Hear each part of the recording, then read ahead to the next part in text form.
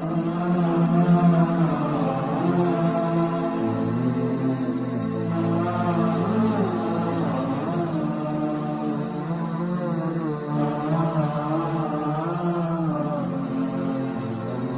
علیکم ورحمۃ اللہ وبرکاتہ. میں آپ کی ہوسٹ ذاکرہ شیر زہرا عابدی. آج ہم نے اپنے اسٹوڈیو میں جس شخصیت کو مدعو کیا ہے، جو شخصیت کسی تعارف کی محتاج نہیں ہے، درس و تدریس اور خطابت کے شعبے سے وابستہ ہیں، اعلیٰ حضرت سید محمد عباس جعفری. السلام علیکم. وعلیکم السلام. کیسے ہیں آپ علامہ صاحب؟ الحمدللہ، آپ خیریت سے ہیں؟ جی. آج ہم نے جس شخصیت کو موضوع بنایا ہے اپنے اس پروگرام میں، اس شخص کا نام ہے جناب مقداد. جناب مقداد کے حوالے سے آپ ہمیں کچھ بتائیے. بسم اللہ الرحمن الرحیم. سب سے پہلے میں یہ عرض کروں کہ میں شکر گزار ہوں قائم ٹی وی کینیڈا کا، کہ جس نے مجھے یہ سعادت بخشی کہ میں صحابہ کرام کے بارے میں کچھ لب کشائی کر سکوں. ظاہر صحابہ کرام کے فضائل تو لامحدود ہیں، اور پھر بہت عظیم ہیں وہ شخصیات کے جنہوں نے پیغمبر اسلام کا دیدار کیا، ان کے ساتھ رہے. اس کے بعد یہ کہ آپ کا سوال دوبارہ اگر آپ دہرائیے تو. میرا سوال یہ تھا کہ جناب مقداد، ان کے بارے میں آپ ہمیں بتائیے کہ یہ کون تھے، کیا تھے، کہاں کے رہنے والے تھے؟ جناب مقداد بن الاسود، ان کا تعلق تھا قبیلہ بنی کندا سے. اچھا. اور یہ یمن کے رہنے والے تھے، بلکہ یوں کہیں کہ یمن کے ارد گرد کا ایک علاقہ تھا جسے حضر موت کہتے ہیں، وہاں کے یہ رہنے والے تھے. اور پیغمبر اسلام کے بارے میں انہوں نے سنا ہوا تھا. اچھا. کہ کس طرح سے وہ تبلیغ اسلام کر رہے ہیں، تو ان کی تبلیغات کو سن کر ان کے دل میں یہ جذبہ ابھرا کہ مجھے فوراً ایسے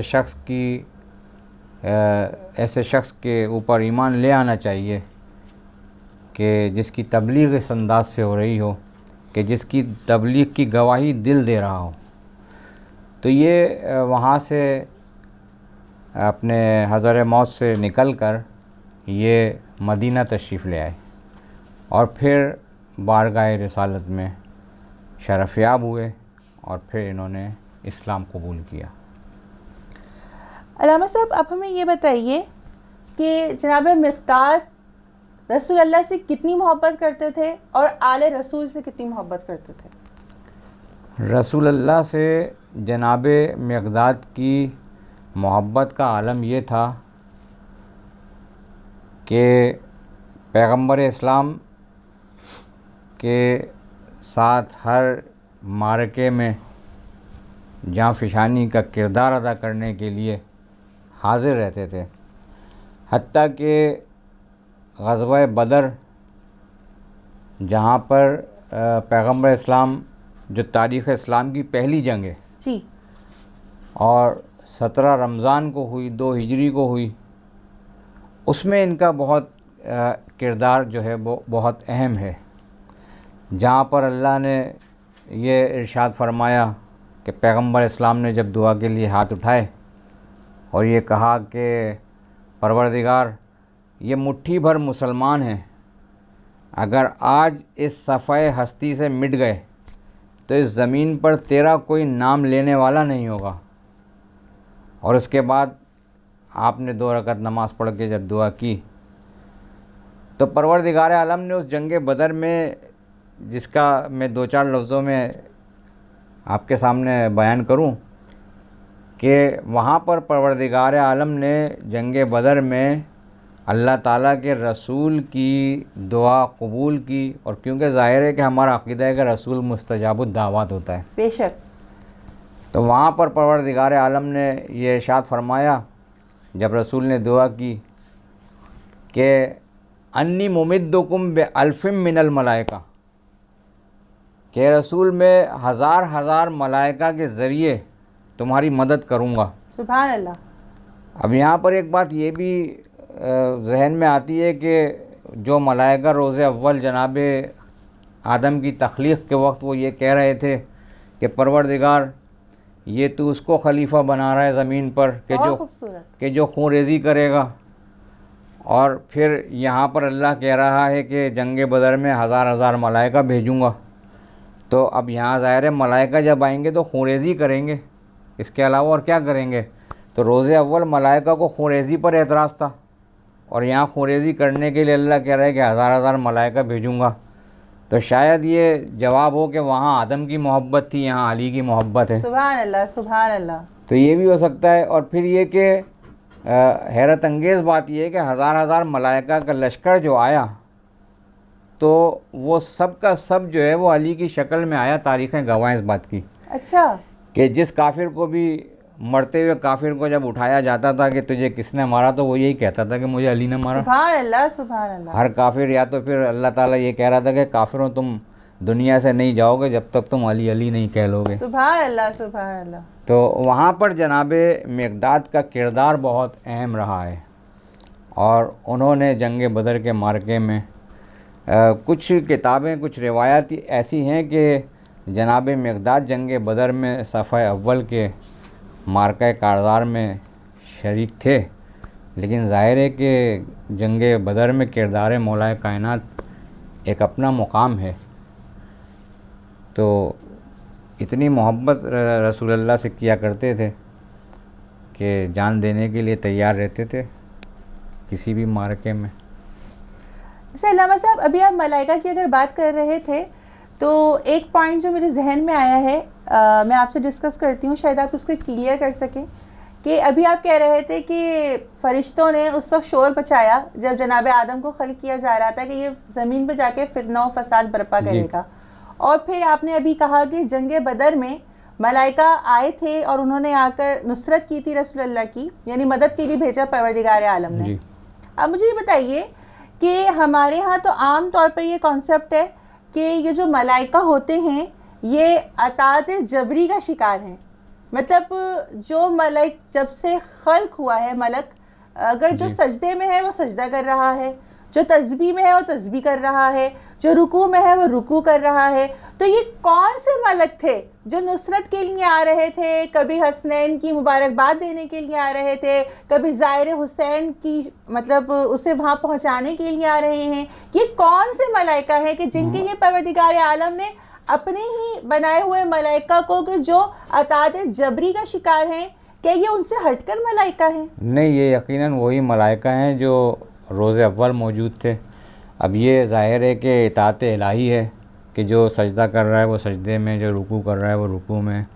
روز اول اعتراض جو تھا وہ ملائکہ نے ہی کیا، وہی ملائکہ تھے، اور کیونکہ حکم الہی ہے، اطاعت الہی واجب ہے، لہٰذا اس وقت جو ہے وہ یہ اعتراض کیا تھا۔ اور اب ظاہر بھیجنے والا بھی پروردگار ہے، کیونکہ رسول نے جب دعا کی تھی تو قرآن میں سورہ انفال میں یہ ذکر موجود ہے کہ انی ممدکم بألف من الملائکہ، میں نے ابھی عرض کیا کہ پروردگار سورہ انفال میں فرما رہا ہے کہ رسول میں ہزار ملائکہ کی تعداد بھیجوں گا۔ تو ظاہر ہے کہ وہاں بھی اطاعت الہی تھی اور یہاں بھی اطاعت الہی تھی۔ ملائکہ تو وہی ہیں کہ جو اللہ کے حکم سے آ رہے ہیں۔ اچھا علامہ صاحب اب ہمیں یہ بتائیے کہ ہمارے ہاں بعض مطلب مکتبہ فکر میں جو ہے یہ کہا جاتا ہے کہ مدد صرف اللہ کی، تو کیا رسول اللہ کو نہیں معلوم تھا کہ مدد صرف اللہ کی، اور پھر رسول اللہ ہی مدد مانگ رہے تھے پروردگار عالم سے؟ تو پروردگار عالم تو کسی نہ کسی وسیلے کے تحت رسول اللہ کی مدد کر رہا تھا، کچھ اس بارے میں آپ ہمیں سورہ احزاب میں ارشاد ہوا ہے یا ایھا النبی حسبک اللہ، اے نبی اللہ تمہارے لیے کافی ہے، وَمَنِ اتَّبَعَكَ مِنَ الْمُؤْمِنِينَ، اور مومنین میں سے کچھ مومنین ہیں جو تمہارے لیے کافی ہیں۔ خود اللہ فرما رہا ہے، تو اللہ تعالیٰ جو ہے مومنین کو کافی دے رہا ہے، لیکن سارے مومنین بھی کافی نہیں ہیں، کچھ مخصوص مومنین ہیں جن کے لیے اللہ کہہ رہا ہے کہ وَمَنِ اتَّبَعَكَ مِنَ الْمُؤْمِنِينَ، ان مومنین میں سے جو تمہاری اتباع کرتے ہیں، سب نہیں۔ تو وہ مخصوص افراد ہیں جو اللہ کی نظر میں مومن ہیں، تو وہ کافی ہیں۔ تو ظاہر ہے کہ یا ایھا النبی حسبک اللہ، اللہ تمہارے لیے کافی ہے، اور جہاں جب وسیلے کا ذکر آئے گا تو پھر وسیلہ جو ہے وہ مومن ہوں گے جن کو اللہ نے کافی کہا ہے، ہر مومن بھی کافی نہیں ہے، اور ظاہر ہے کہ وہ ذات امیر المومنین اور اولاد امیر المومنین علیہ السلام ہیں۔ چھوٹے سے بریک کے ساتھ دوبارہ حاضر خدمت ہوتے ہیں۔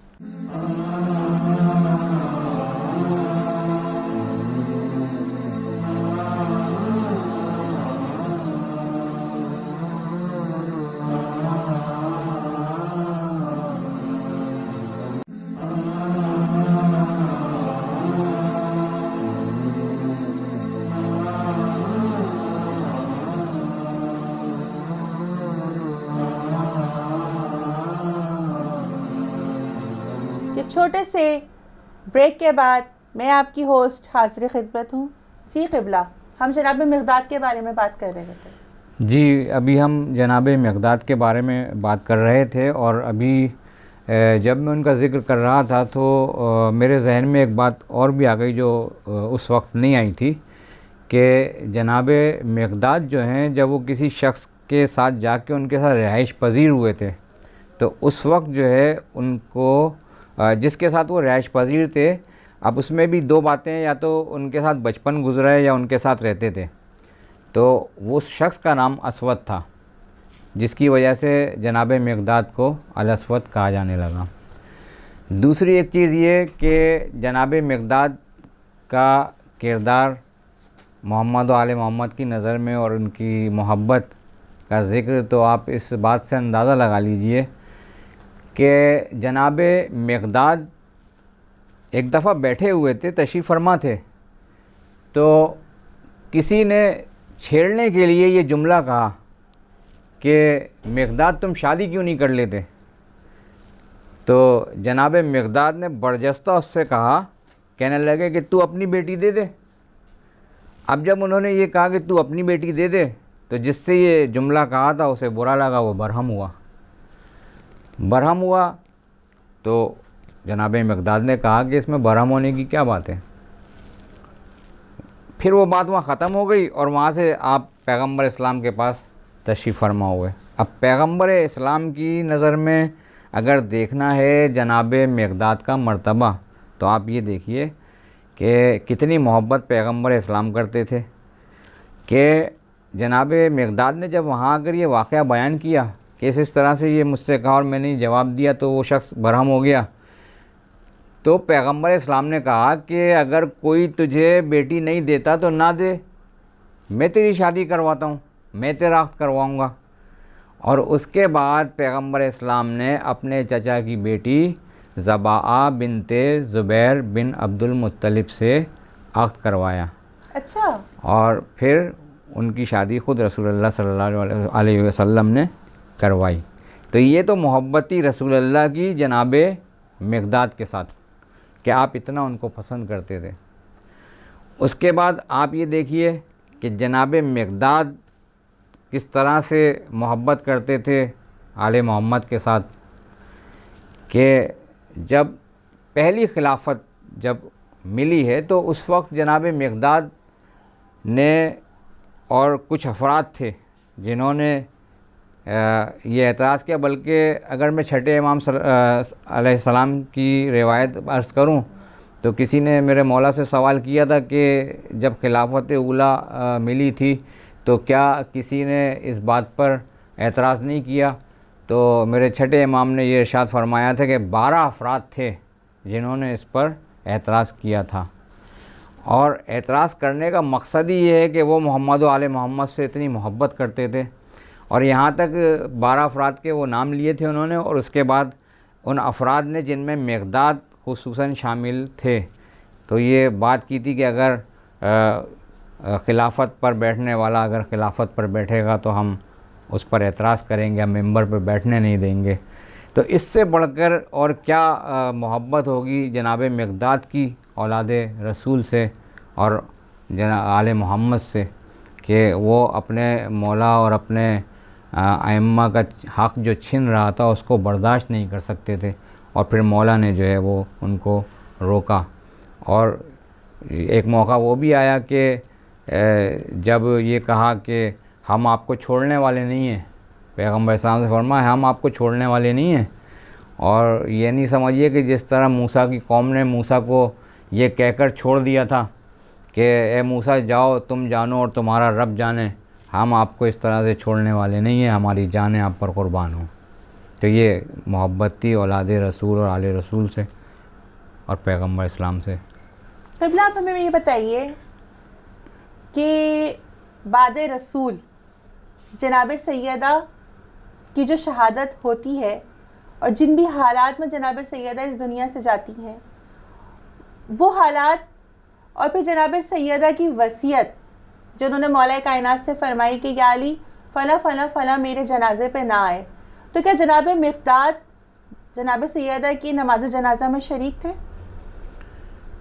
بی بی زہرا سلام اللہ علیہا نے جو وصیتیں کی تھیں، یقیناً اس میں یہ وصیت تھی کہ جس میں انہوں نے کچھ افراد کے نام بتائے تھے کہ وہ میرے جنازے پر نہیں آئیں، اور بی بی زہرا کی نماز جنازہ میں مخصوص افراد تھے جو تاریکی شب میں بی بی کا جنازہ اٹھایا گیا، اور اس میں جناب سلمان، مقداد، ابو ذر، میثم تمار، مالک اشتر، حسن و حسین، مولا کائنات بظاہر خود شریک تھے، اور اس کے علاوہ بنی ہاشم کے کچھ گروہ تھے جو نماز جنازہ میں شریک تھے، لیکن ان افراد کو جن کے نام بی بی نے لیے تھے انہیں جنازے میں شریک نہیں ہونے دیا۔